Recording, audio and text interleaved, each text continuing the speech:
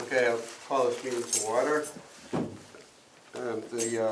This evening we're having a meeting with MassDOT regarding the Route 20 Safety Improvement and Operations Route 20 Safety and Operations Improvement Master Plan. We have representatives from MassDOT here this evening who are going to take us through the study. So I'll hand it over to you if you want to start by introducing yourselves. Yes, absolutely. Thank you for having us tonight. My name is Joe Frawley. I'm the traffic operations engineer for District 3. We also have Aaron Kinahan here from District 3, who's the traffic engineer for the district. And from Howard Stein Hudson, who's our consultant working on the master plan, we have Mark Ravelisi. And Bob, and please pronounce your last name. Sathopoulos, Bob Sathopoulos. Welcome. Thanks for having us. So, what I want to do quickly before we kind of talk,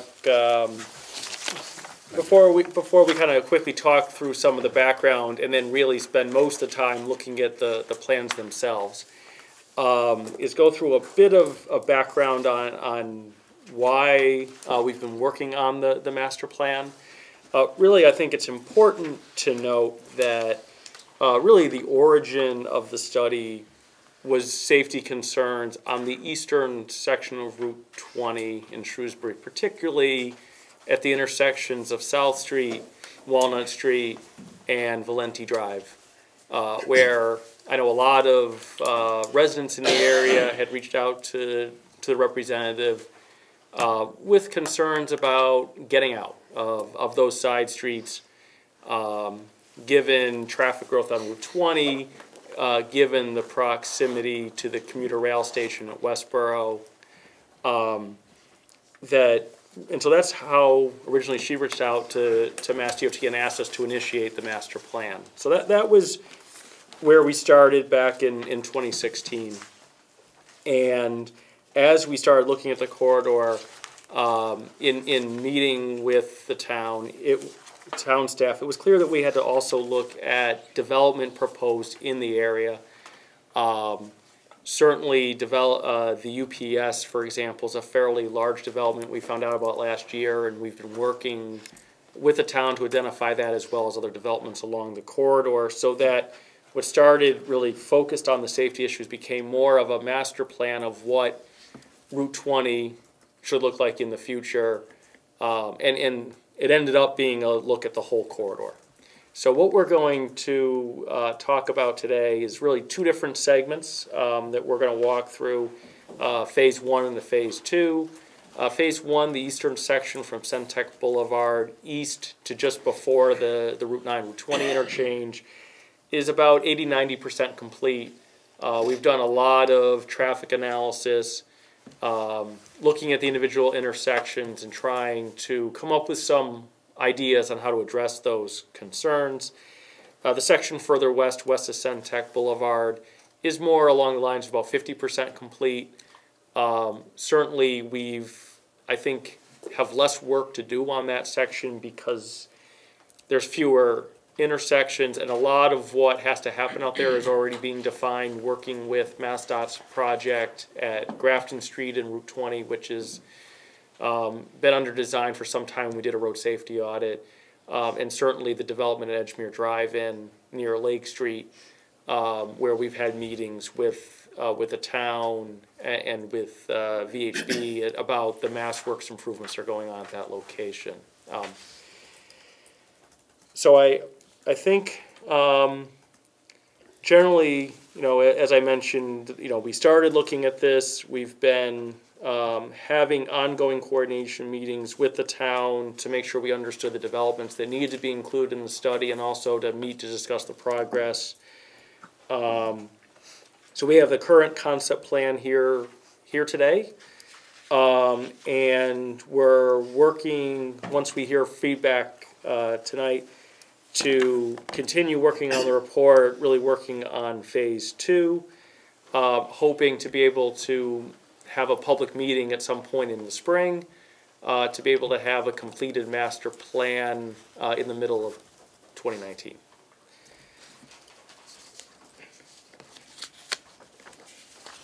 And so, just quickly before we kind of get into more detail, we just wanted to emphasize this is a master plan. It's not a specific project. The goal is that it may be something that develops in some cases over 20 years, certainly given the amount of work that's proposed along the whole corridor.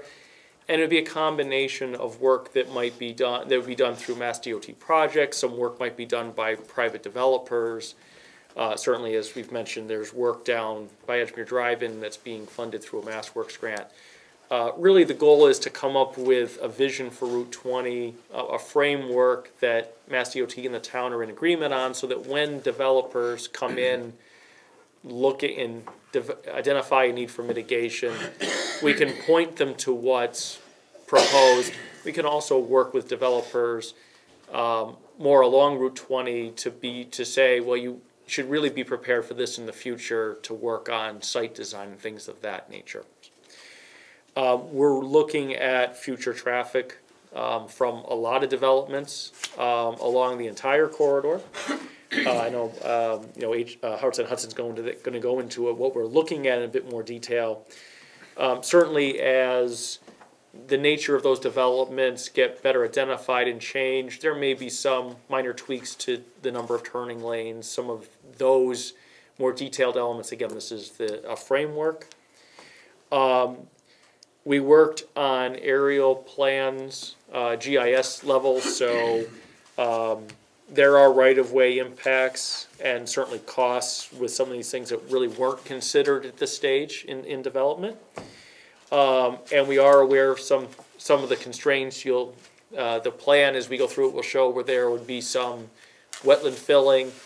Certainly, again, it's a framework, and there will be things as pieces of the master plan get built that would need to be tweaked some to make sure we can account for those constraints. The slide, I think it's the fifth slide, does show that master plan area on Route 20, with really Centec Boulevard being the dividing line between the first phase that's a bit further along and the second phase that we've been working on now for the last couple months. And so I think I'm going to hand it over to Mark to be able to talk a bit more about the methodology. Sure thing. All right, so if we go to the slide titled Existing Issues, we'll walk through the presentation. Won't be too long, and then we can get into questions and answers and actually look at some plans. So the existing issues, there's intersection and corridor safety issues to be identified, and so we started phase one with the South Street, Walnut Street, and Valenti Drive intersections, and evaluation of the crashes, evaluation of the existing volumes of traffic, and the existing geometries. The existing issues that are along phase two are slightly different. You have an actual interchange with 140. There's access management, access and egress for the local driveways in and out of the properties along, and then there's some interesting intersection geometry at the Puritan and Clues intersections.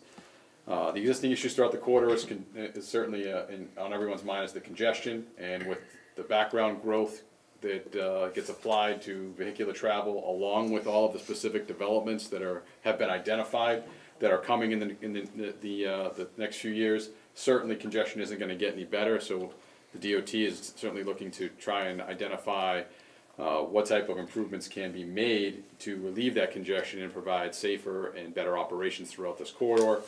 And it's all of this design, this master planning and conceptual design is based on future growth. And all that future growth is fueled by the private development. This is a pretty hot area, and there's a lot of big developments that are on the horizon. We want to make sure that those are all accounted for and included in our growth rates. So if you go to the next slide, what are the goals for the master plan? So we want to identify and address the intersection and corridor safety concerns as mentioned on the previous slide. I'd like to identify where the congestion is, where it's coming from, understanding, not trying to make a plan that will not make improvements solely at certain intersections that may create cut-through traffic. We want to keep the traffic on Route 20 on Route 20 and make sure that it's moving at the appropriate operations, and determine the number of lanes needed to accommodate all of that congestion that might be as a result of the private developments that are coming along Route 20. You go to the next slide, talking about future traffic volumes. We're doing a 20-year design based off the data that we have, so 20 years from 2017 is 2037. We are using a general background growth rate to encompass all of the development that is coming in the future. And that includes the specific developments that are listed on this slide: the Centec Park East, Centec Park North, the UPS development in Grafton, the Edgemere development, and the Point at Hill Farms. And as new development is identified, we can certainly go back and take a look at the growth factors and make sure that they are in fact incorporated appropriately, and adjustments can also be made. But these were the big ones that are identified through our initial project development. So if you go to the next slide, the proposed master plan, what we're essentially trying to achieve here with the improvements is 2 travel lanes in each direction on Route 20, traffic signal improvements to improve safety and operations, additional turning lanes at the signalized intersections to help process that traffic better than the current conditions, add pedestrian and bicyclist facilities. There's a shared use path and a sidewalk along this corridor. Excuse me, the DOT has their Complete Streets initiatives and their healthy transportation policy to incorporate into each of their projects, and we have done so with this concept design. And then, most importantly in our mind, are the safety deficient locations the safety improvements at deficient locations. So digging into all the crash data, digging into the volumes that are traveling through here now and will be in the future, and making sure that we identify those for safety improvements. So now, the last 2 slides are images of a typical cross-section, one of what a 2-way left turn lane would look like along this corridor. This actually shows, this is in the Phase 2 section by the Puritan Street. So you have you get the sidewalk on the left side, 2 travel lanes, the center turn lane in the middle, the 2 travel lanes, and then the shared use path on the south side, right? So the shared use path is a combined sidewalk and bike facility, and that was kind of the preferred concept to try and fit the bike accommodations, the pedestrian accommodations, the additional lanes, and the appropriate turning lanes all within the existing right-of-way with the least amount of impact. The next slide is a 4-foot painted median. This is where you would not have a turning lane, and the 2 travel lanes on either side of the road would be separated by a 4-foot painted median. And so the sidewalk and the shared use path facilities are in the same location. You just don't have the the left turn lane in the middle. So, that is just an overview of the master plan and the concept design to date. We have role plans on the table in front of all of you. We can gather around those. Specific questions can be asked. We have Phase 1 all the way from the Worcester line. I'm sorry, reverse that. We have from Route 9, Phase 1, all the way to the Worcester line, Phase 2, detailed on those graphics in front of you. And, Joe and Aaron, if you have anything else you want to add, but we can certainly take the rest of the time to answer any questions. Yeah, I think that's what our goal was to probably be able to kind of go through the role plans. So we'll talk about some of the specific intersections, again, really especially some of the areas where we had the safety concerns originally on the eastern section. Yeah. And then we can get into we can go through any questions or comments in that format. I think the only thing I will mention quickly before we do that is certainly if there's other questions that extend beyond the time we have this evening, we can leave those plans with the town, so that way if you want to take a look at them, you can do that. And one of the offers that our district highway director made, who unfortunately couldn't be here this evening, is that if anyone did want to have any follow-up discussions at the district office, we'd be more than happy to make time to talk through any more questions or concerns then at a different time. This question, what's the length of the corridor? I think we measured about 4.7 miles from where we started to the Worcester town line. Yeah, why don't, what we can do is, Can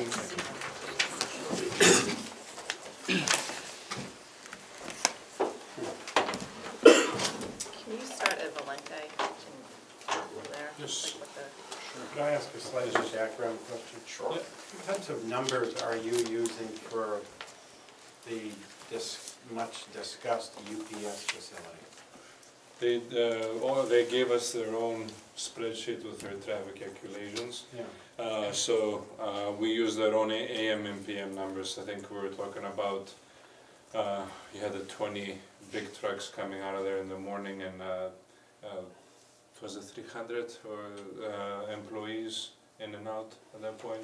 And how many of the more van-like trucks did they differentiate that for you? Yes, they had that one too. I think that was definitely below the 50, maybe closer to how many the heavy tractor trailers were. There weren't many more. And did they mention in their thinking of what percentage would be going left or west? On Route 20, taking the left from Sandec Boulevard, correct? Yes. I believe we are trying to actually make them do that. We're expecting to do that. the Yes. large trucks, they had a meeting, when we met with them, they had indicated they were gonna require those large truck drivers to come out of Centec Boulevard, take the left onto Route 20 and go down into Worcester to be able to access everything. So I believe there is an assumption about employees and the vans, it's different, but for the large trucks, they're all gonna be directed out to Centec Boulevard and west on Route 20. So the larger vans will just be doing whatever routes they have? Yeah. They'll just disperse? I thought that wasn't gonna be a local route. Never got a square answer on either, to be honest with you.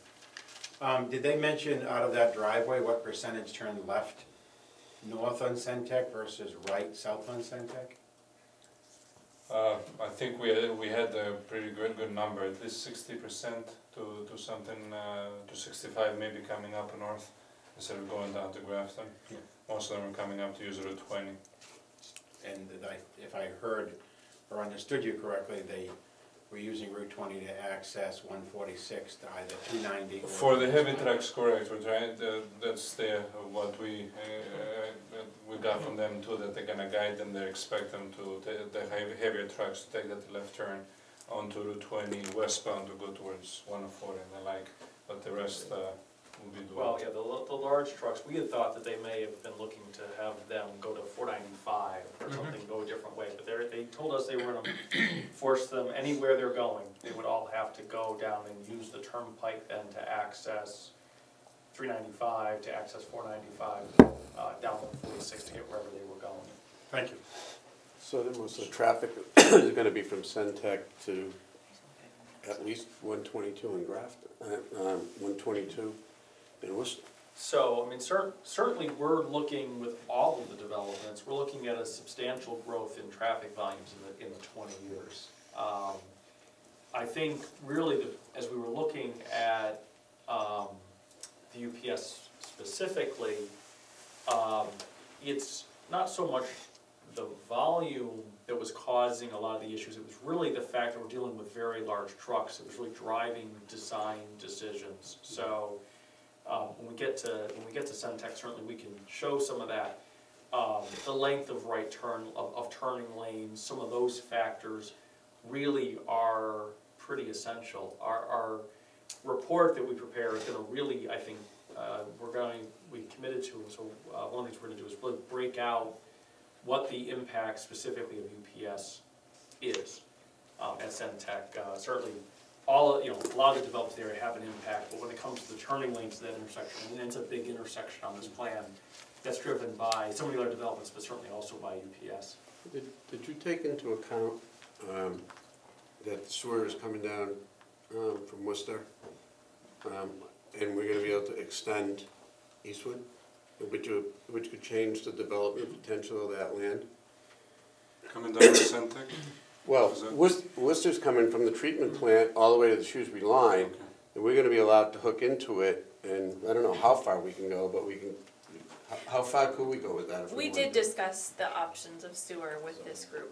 and that it increases the development potential along the corridor. So they used a certain factor of, you can use the correct terminology, you have a factor of growth Right, along the that's- corridor, and we increased it a little bit because of the sewer capacity. Right, and as a separate effort, MassDOT's doing a similar master plan on the section Route 20 in Worcester to make sure that what we're doing as part of this and what's going on with Route 20, with the Worcester section, that there's some similarities. And largely when it comes to the roadway cross-section, it's quite similar. You know, generally, again, it's driving the need for 2 lanes in each direction and then turning lanes at intersections. Are we going up? Yeah, absolutely. So the state representative asked if we can start from Yep. Valenti over We- here, so yep. it's right on that top, way. Yes. basically. Yeah, So that's why we organized. phase Okay. one Do it. and or beginning, any way you want to think about Right. it, go in that Yes. direction. We're going west, right? Yeah. If we're going west, yeah, it's the start. Yeah. So we definitely connected to what the existing conditions are over here, as the Cindy change would require its own different project to even continue something like this all the way through. So for now, we're connecting to the existing conditions, but it definitely doesn't mean 2 lanes generally through could continue through there. Yeah, so generally, as we mentioned during the presentation, what you'll see on the south side is the wider shared use path, the area for the pedestrians and the bicyclists, and the sidewalk on the north side. So at all of the signalized intersections, you'll see crosswalks for access. Really, I think the first thing to highlight, again, talking about Walnut, the Walnut Street issue, and for access, is that what we're proposing, Walnut Street does warrant a traffic signal. Given the amount of traffic that's in the neighborhood, and also the issues certainly that have been brought up about all the traffic coming from the commuter rail station in Westboro. But really, this location's a very tough spot to put a signal in, given the grade of the road. So what we're proposing is to construct a connection from Walnut Street to Valenti Drive, that's kind of shown in that blow up there on the lower right. And the idea is that you would come out onto Valenti Drive and then access Route 20 via signalized intersection. The cross-section shown here is based on the Boston Hill development. Let's come back for a second. Yes. So what would this be, then only right in? Right in on, yes. Yeah, it would have to be changed. So from here up would be, up to there would be one way? No, I think we're still allowing, we would like to allow the 2-way, at least to access at the last driveway over here. Yeah. If somebody's coming from down there, that resident. But you basically, if you're coming up here and trying to access Route 20, you have to take that right and the left to get into this intersection right there. Wasn't it right in, right out, you could still do? We could, I think That was one of the options. if that was a significant concern, you could still do a right out, yes. If I can add something to that, Joe, excuse me about interrupting right there. With how the Valenti intersection is today, letting a right out only, our own observation showed that people actually still try to do a U-turn out of there. So that's something we kind of wanted to avoid over here, especially when you can't see people coming from over the hill. So that's kind of one of the safety things where we took into consideration when we looked into this option. So then generally, as we get west of Valenti Drive, that's where we introduce the 2-way left turn lane to allow people to get in and out of a lot of the driveways on this section of Route 20. I believe we're at the Dunkin'. Close to, that's the Avalon, I believe, over there. Okay, yep, so this is the Avalon. Is this the Avalon? Yeah, this Is is that the Avalon. Dunkin' Donuts right there? No. No. This is Avalon, I believe. Yeah, this is Dunkin' Oh, Donuts. so there's, okay. I can pick out a Dunkin'. Wait, where's, So there's some overlap, so Yeah. this is the Dunkin' Donuts with the drive-through, which is the same. That end of the sheet starts back up here. Oh, okay. oh, Go yeah, in that and it goes, direction. yeah, Yeah. okay. Oh, all right. So what property is this where the road would cut right now? There's actually 2 properties. We put basically the center line of the roadway on top of that. I do not have the name for the properties, but that's something that definitely would have to be discussed with the property owner. I believe it was actually one that owned both of those. So this idea would have to definitely be discussed with them. But the idea of putting it kind of down on that property line was giving access to both without having to worry about any other access disputes if you put it on one side or the other. But yeah, this would definitely be a big ticket item. Part of the thought process was though that potentially having that street through there could make more commercial development sense, so that that would actually bring more value to that as a way to induce them to allow us to put the road there. That property is owned by the Boston Hill It Development. is, team. oh, okay, Yep. thank you. Yep, That's the YMCA. the YMCA is here, yep. So then, generally, as we get to some of the driveways in some locations, we transition into left turn lanes. I think on some of the other sections, we get a bit further west. We know we still need to look at the two-way left turn lane as it intersects with major driveways and side streets to decide exactly how to handle that. That's gonna be something we'll keep refining as we move forward. I think South Street is your next. Yeah, I would say, right. Joe, do you have volumes coming out of Walnut Street south on the north side of Route 20? Yes, on both Yes, sides, we, yeah. To come out left, To make that a about right in, right out 5 only? 5 I don't maybe know to what the like 10 volumes are. vehicles really. Because the site distance there is not good either. Come southbound Come to southbound, Route 20, right? I think on Walnut Street too, the major traffic factor was the commuter rail traffic. Using that as well, it's not just the that becomes a big cut through for the commuter traffic on the west coast. The commuter rail 320 station. south. I'm talking about Walnut Walnut, yeah. Street, the south Yes, portion of going one coming up south to of Route 20? Yes. Yes. Yeah. so really, I think really the next point we really need to mention is the South Street, the southern piece. So when we were looking at the corridor, we wanted to try to focus signalized improvements at locations that met warrants, and also at locations where we could manage the queues. So this intersection, we know it's tough very tough to get out of that intersection. However, given the proximity of that leg of South Street with the South Green intersection, having both of them signalized really seemed problematic. So what we're proposing in this plan is to leave that unsignalized, but not to allow the left turn out of South Street. Allow the left turn in, but make it a right out only coming out of South Street.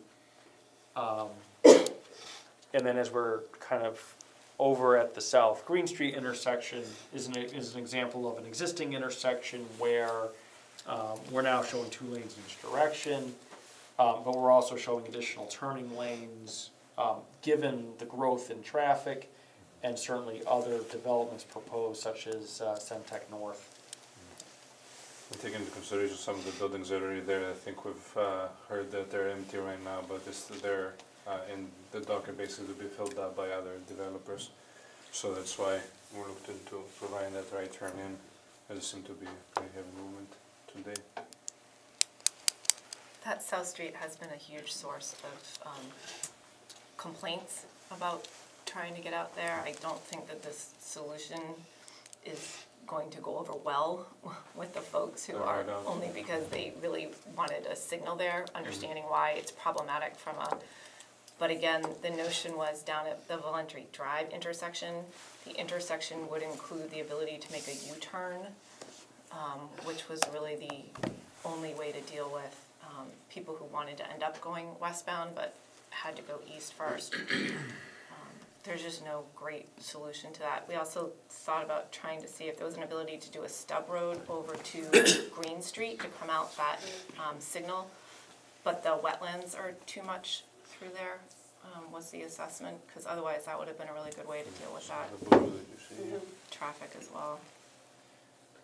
But I'm trying to remember, because It's down here Alhambra. somewhere, they do have the ability to choose to go. Brook Street. Yeah, Or Brook to. they could go Appaloosa to Appaloosa. Green. Right, right, so there is some And ideal, I but mean, I think some. the challenge is those streets are all fairly narrow, as I understand it. Yes. Yes. Yeah. I think this is another location because of the safety and really hard to come out of there. You don't see many lefts today. But I believe there was a small residential development that proposed to go down on South Street. Only bringing maybe about 20 trips maybe in total. Having the intersection there and having the one at Valenti, so it starts creating breaks in traffic, doesn't give enough of a break for, give somebody an opportunity to take a left out of South. But it's kind of the same issue with today, kind of you're going downhill as it is number one, so people are coming with some speed. There is a signal already there today, but with the more traffic and more lanes to cross, it'll be a little bit tougher to do that. Yeah, I think when it comes to the left turn in, I think we're sort of comfortable that those gaps get created by the traffic signal. I think the concern with the left turn out is there's really nothing to create the you know, you're fairly far at that point from Valenti, so getting the gaps is probably a bit less likely. And if anything, you may at some point deal with some queuing traffic that creates some problems. It sounds like, I think from one of the recent crashes, that may have been one of the issues that happened, is the fact that somebody thought they could pull into the left lane and then someone was coming and maybe switched lanes quickly or somehow ended up in that left lane. So I think that it's not, I think it's not something we would recommend, just because, again, because I'm sure some people at different off hours could decide they want to try it, but certainly at peak hours it'd be pretty congested, pretty difficult to make that move, I think. So then, generally as we get west of South Street and Green Street, we have an area where there's less driveways. So we've used one of the the narrower cross section, the 4-foot painted island cross section. But really, I think it's good to work up towards Centec Drive, because certainly that's probably the biggest cross section that we'll see on the corridor. Is this the current right of way? So yes, these lines are supposed to be the right of way based on the GIS right map line? that we got, yes, yeah. So, I mean, what we're running into with UPS, with all of the other development, is the need for a double left turn lane westbound on Route 20. The need certainly for this right turn lane. Again, that's where trucks really help drive that. And a very large cross section coming out of Centec Boulevard, double left to be heading to the west. The through lane on Cherry Street, and then also a right turn lane to head on Route 20 eastbound. So what we're going to do is better try to identify, without UPS and with UPS, how that differentiates the impact. Certainly there's other developments that are affecting these volumes too, but try to have some idea on what, like a fair share, how to better outline what their mitigation should be for impacts at this intersection, given that so much of the traffic's gonna be going through this intersection. If there's gonna be a lot of truck traffic, how, I know you can change it, but how long is the queue? How many trucks, it doesn't look that long. I know it's a big map, but. We had at least 200 feet or close to that for that right turn, but we're trying to give them enough opportunities to clear it instead of staying there queued until they can take a right turn. What's going to be driving the ability to even get in is the through movement, if that's queued and blocking that right turn pocket, which will create some relief for that right turn. But we're not talking about queues that will extend for like even half a mile or even a quarter mile. We're talking about just enough to block a little bit that right turn for maybe a minute, and then let the vehicles get in there. But yeah, as you know, as we're dealing with UPS as part of a process and better outlining what the number of trucks is and what it is per hour, we'll be able to better identify what kind of queue length that turn lane actually needs to be, and if it needs to be longer, certainly making it longer, once you've already taken it. If it has to be 300 feet long, 400 feet long, we can certainly do that. In terms of comparison right now, the Lyman Street intersection in Westboro is what Barry has used as akin to what this would be in terms of sizing, like to think about that. Yeah, but this is gonna have more turn movements of trailers. No, I know that, I'm just saying as a size of an intersection, the work they're doing at Lyman Street right now to make that a larger intersection is comparable to what the proposal is here. Yeah, it's very, very close when you look at what's going on with Route 20 and on Centec Boulevard of what Lyman Street now looks like.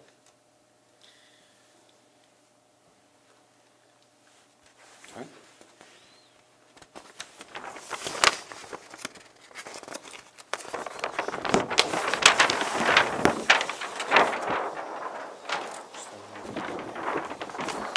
We're getting into the new area that we just started looking into.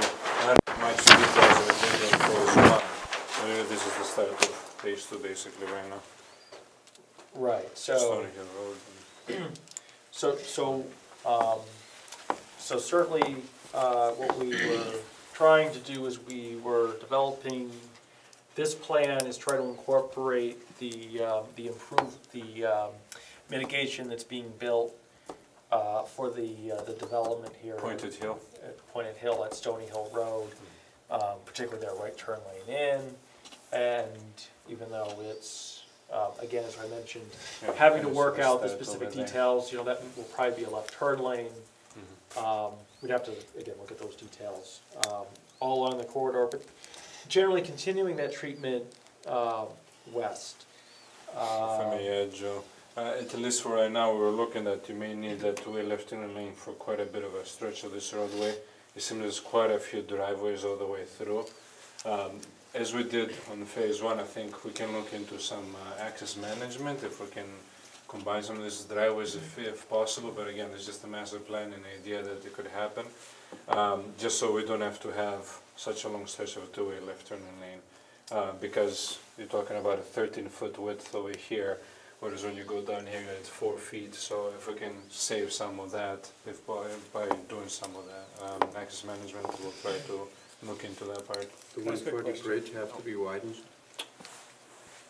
Going over Route 20? Well, that would kind of go into the constraints, just to make everybody aware of, as we get into the phase two portion of the project. You do have the 140 bridge. Yes, the bridge will have the abutments will have an impact if we want to keep the consistent cross-section through there. So we will have to do some bridge modification, and then the bridges that also cross Quinsigamond, you know, those bridges have restrictions as well. And then there's a very steep upslope in this area as you're coming up the hill, and you have to make a cut and build some retaining walls, you know, I don't know if we showed them some of the sections. Maybe a little bit further down. Maybe a little bit further down. But yeah, so there are constraints, physical constraints, more so than just the lack of right-of-way. You know, so the phase one had mostly right-of-way that you could acquire, take, modify. There's some more actual physical constraints along this portion of the master plan. And the question is, Well, my question was right along the same lines. If the master plan is so-called formally adopted, because it's predicated upon that bridge, does that bridge somehow get a different rating for being dealt with along the way, so that if and when improvements occur, the critical point is complete in allowing the plane to go forward? Something I think that we'd have to discuss in a bit more detail with our bridge staff. I know that bridge funds tend to be limited, and so they tend to focus them on the bridges that are structurally deficient. Yep. But certainly, I think having a master plan that identifies that there's a need for modifications to a bridge, and again, modifications are a bit easier than having to replace the bridge. I think helps at least get it in mind for budgeting as we start talking about funding improvements, that at least they're aware that it's something that's out there, or something we need to address. Given your use of the word modification, perhaps I misunderstood. I thought it needed to be blown out considerably to allow this to occur. I think when we get to the bridges further west, I think we're talking about something much more likely closer to replacement. Okay. I haven't looked at this one closely enough to know for sure, but it sounded like it's more a modification. There are, yeah, this one is I can probably pull up a street view in a minute. But this one has the piers and Yes. then a sloped abutment. So there are modifications, you could try and thread the sidewalk, or the street just path through it. So that would be more of a bridge modification, but I'm not gonna make any understand. statements for structural engineers, I'm just the roadway guy. But no, I've done a fair share of these types of projects too, but yeah, and Joe is definitely right, the ones that are going over the water, you don't have the cross-section you need to carry it through, so you'd have to do a bridge. I thought this was a full deconstruction. Well, as we get into the master plan and finish the, we're at like about 50% now way through it, as we evaluate this, we can make recommendations on where those constraints are and how you can maybe not get the 100% full bill, but still get the amenities and the cross-section that you might want, and with, the idea that once the bridge is replaced or repaired or has the funding to modify it, you can go ahead and do the full-blown master plan at that time.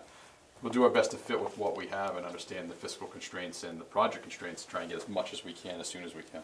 I just wondered how that procedurally was stacked relative to a prioritization, but thank you very much. Yeah, the fact that we're coming through here and we want the modification of the road wouldn't necessarily, I think, make the bridge rating any more dire.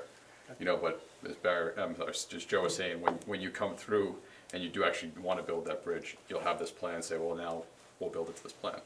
Thank you. With the amount of truck traffic that goes through that interchange,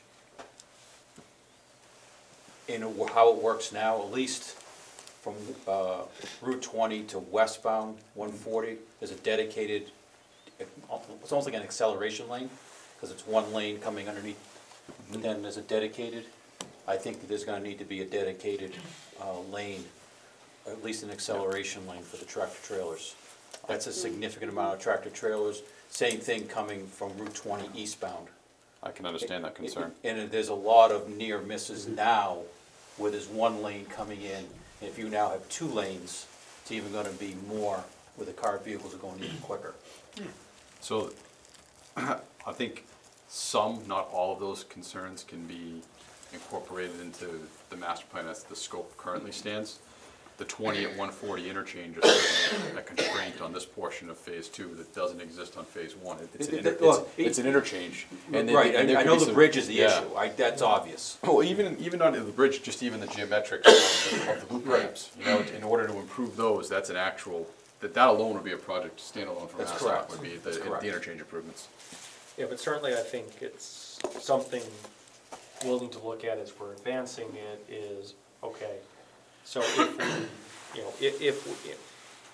what do you need for acceleration lanes, how long do they become, and then obviously, Exactly. what does that do to the overall cross-section, and obviously it probably turns what's a bridge modification into a full.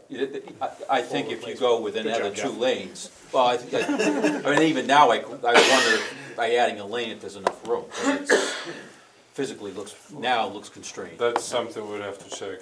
We just, But if we're going with a master plan, then I Yeah. think we should look at an acceleration lane on both sides.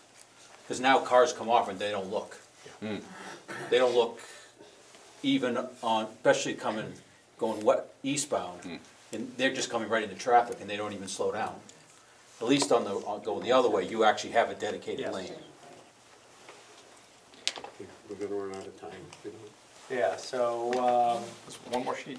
Yep. Anything you just want to touch on this one? so I was just gonna mention at the Grafton Street intersection, this is generally matches, the project that we have a 25% design. And I know we still need to do some additional coordination with Flynn's as well as UPS to better understand how to make that section work better with this driveway and with the access to Flynn's itself there. So that's something I know we're working with the town on. Does that intersection now have a signalized pedestrian crossing there? There might be some, I can't remember. There is a But there's a lot of, But they don't use it. I saw that. Yeah, if there was a signal, maybe some of them would use it. Yeah, they cross right at the They cost right at the diner. But Yeah, I'm trying to remember if there's, or maybe there's only one crosswalk there today. I'm trying, it's been so long since I've been out there, I'm trying to remember exactly what we had there. I can look that I up. believe there were the lines there, but they might have been signalized because it's on a crossing Grafton. I can look that up quickly if, Well, it's just something I Yeah, I think can There's no definitely striping. There's no consider. striping. There's no striping? No. Okay. No striping? I'm thinking the other intersections That's just are why they there. cross at Breweries. So this is the continuation from the Grafton Street where the plan that we received, it's a 25% show that really long left turn lane to get into the North Grafton Street. So we continued that with the two through lanes and keeping the pedestrian and the shared use path accommodations over here on either side. So this is kind of where we're getting into that wall that's over here, the upslope that's in this location of Purrington Street. So if you, in order to even get something like this where you have to put a shared use path on that side, you're talking about some type of retaining wall to keep that up. If you were to do that. A good one, like 8-10 feet. Yeah, that's, Yeah. that's already shown on the 25% design drawings, if I recall. yeah, and so, when it, before we go to 25% public hearing and present the project, I know we still need to deal with how it meets up to the MassWorks grant work that's going on in front of Edgemere Drive-In, up to Lake Street.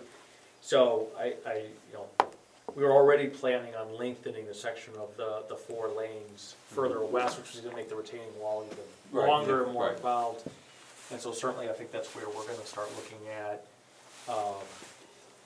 updating that project to try to incorporate the master plan Okay. improvements, so we get that piece done while we're building And that we're meeting with you intersection. tomorrow on the Edgemere Drive-In. Yes. So, So is that the proposed layout that we're working with the Mass Grants design? Yes, this should be the information Yes, that we the got from information. Correct. VHB who's doing the design work. Yep. Both the Again, Lake Street one and the We had the Grafton. latest design plans from DOT and we incorporated that into the master plan here. I believe you had Edgemere over here, right? Yeah, that's the one entrance, the other one was Yeah. down. Yeah. This one? Yes. And again, I think the difference may be that plan, if I remember, that plan may not have carried sidewalk the whole No. way and the shared use Exactly. path the whole way. I believe the Grafton Street one went as close as to the intersection of Purrington, but it kind of stopped somewhere over here. The other one came kind of close, but we had like a gap. There's a disconnect. A gap Yeah. in between here. And again, the MassWorks grant improvements, as soon as you get west of Lake Street, quickly narrow down Yes. to existing because of Right. the Yeah, overhead bridge. utility lines and you're approaching the bridge. So the master plan, as it's shown, again, still needs to do some refinement, tries to carry that through. And this is where, you've got the bridges that are being impacted. We will have to look a bit more closely at get a bit better idea on exactly what the impacts are to the abutting properties by Yeah. incorporating that cross-section. The bridge itself looked like it could have the space for the lanes, but nothing else beyond Right, that. you know. Maybe not even to even put like a 4-foot painted median that we showed instead of the two-way left turn lane. Barely just to get the 2 lanes in either direction and width-wise. We'll have to do some field investigation for that. So I think it probably makes sense to go quickly to the west.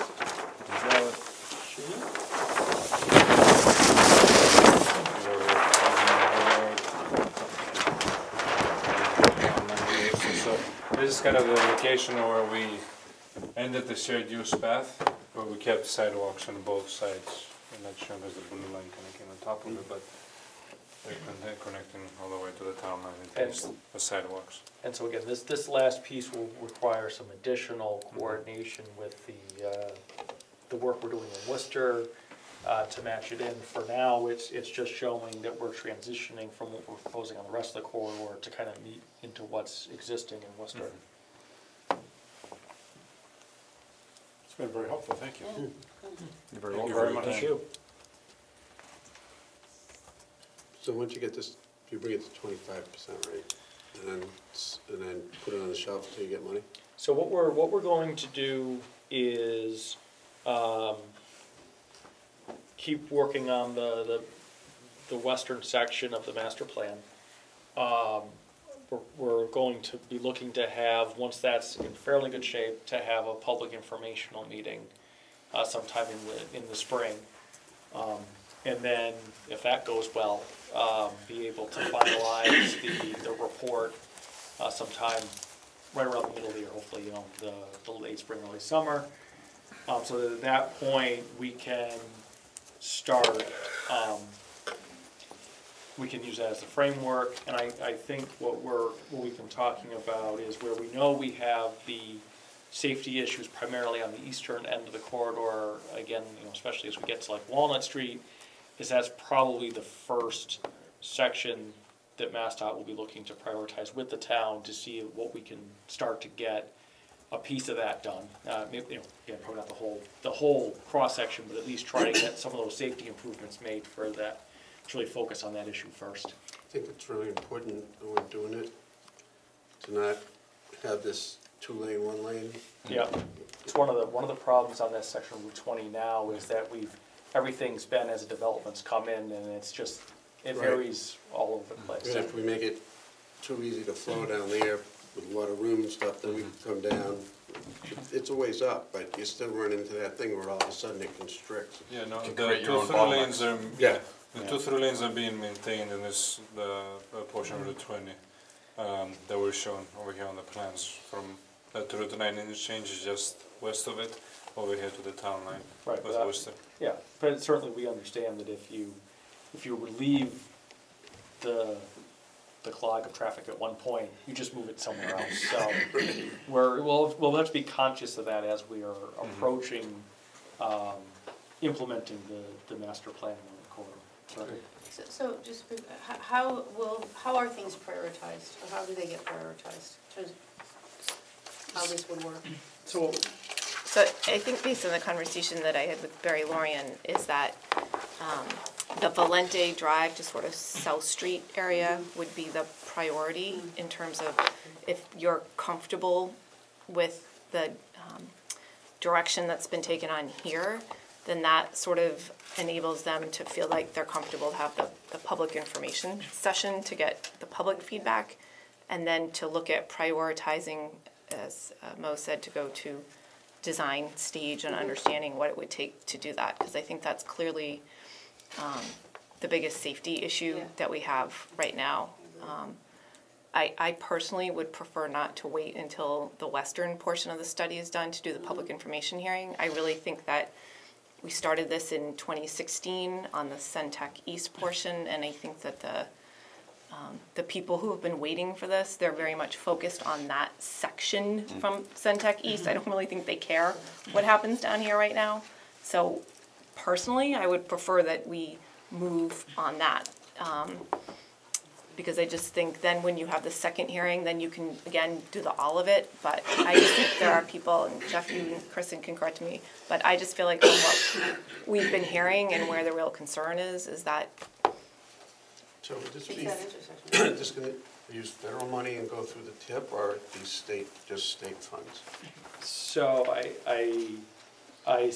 if MassDOT's going to construct it, I think we're gonna be looking to get federal funds, as much as we can. So that's go through the tip. Going through the tip. So it kill the MPO, like, the Auburn, Oxford thing out there, when we had to come up with like our entire year's, allocation?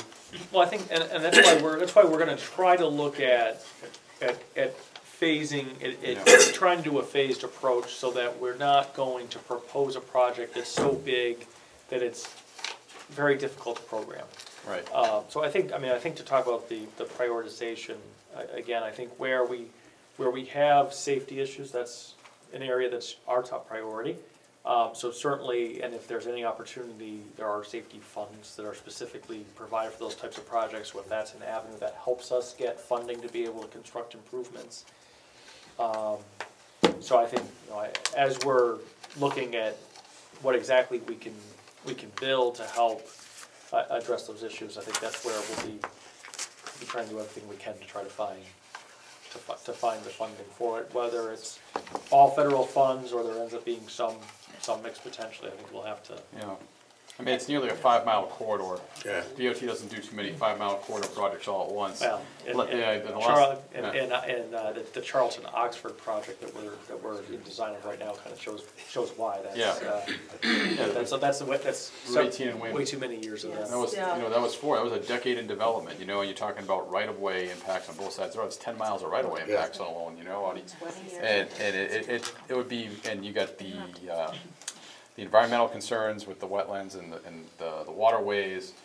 And I think doing the master plan now and putting that all together allows the DOT to have the flexibility, one, to stage it appropriately, not create the bottlenecks and the in and out, you know, and make sure that they're working through the pieces in the right order. And then as the development comes in, you can put them on some of it too if need be. Yeah, so I think that, I know we have to go like in 1 minute, but I do think that Rep. Kane's comment on having the public hearing sooner rather than later is really important. We have Centec North in MIPA right now. We know UPS is gonna come in for MIPA soon. Valente Drive could do anything at any moment with that developer there. So I would stress that we should move faster rather than slower on the eastern side of the master plan. Yeah, and I'd say majority of the complaints we have on the Route 20 is Walnut Street, South Street, south at Green.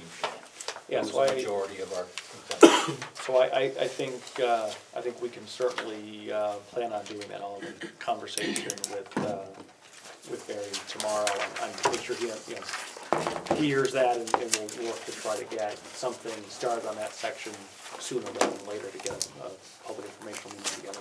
Great, all right. Okay, thank you. Thank you. Thank you very much. Thank you very much.